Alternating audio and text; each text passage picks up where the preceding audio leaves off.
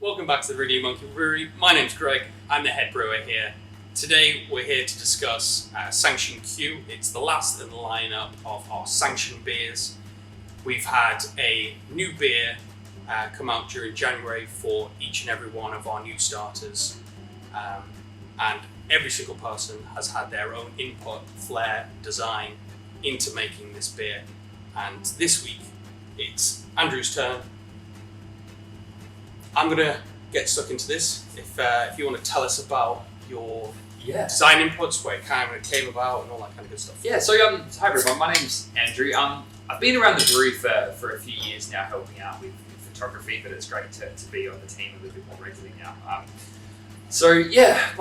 from Australia. We moved here a couple of years ago, and the most iconic South Aussie beer, shouldn't name names, but the most iconic South Aussie beer is a bottle-fermented pale ale with a green lid.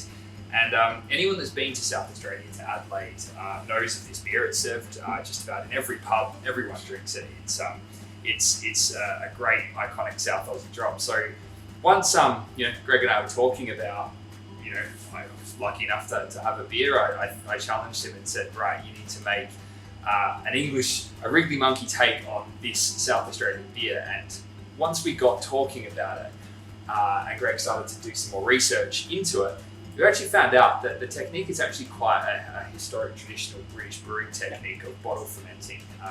So there's quite a nice little tie-up there, and it's turned out really well. I'm really thrilled. And I think the fun one that you were telling me about was the whole nostalgia of getting a bottle, rolling the bottle, and everything that's involved with that beer. Yeah. I think really kind of sings through and actually makes it a fun beer to make back as well. Back home, just to say they have beer mats on the bar, and they have a little graphic, so the bottle still has its yeasts in it for the conditioning, and they have a little graphic where you put your bottle here and then you roll it down the bar, and then you can crack it open. So that to say that actually part of the flavour of this beer is somewhat yeast as well. So it's a bottle conditioned beer with a sediment at the bottom of it.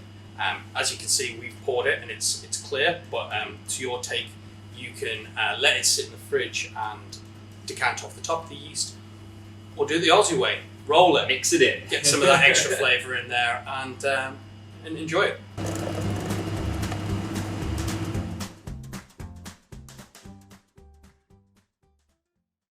Well, this is now available this weekend at the tap room, Friday and Saturday. Come on and enjoy. Cheers. Cheers.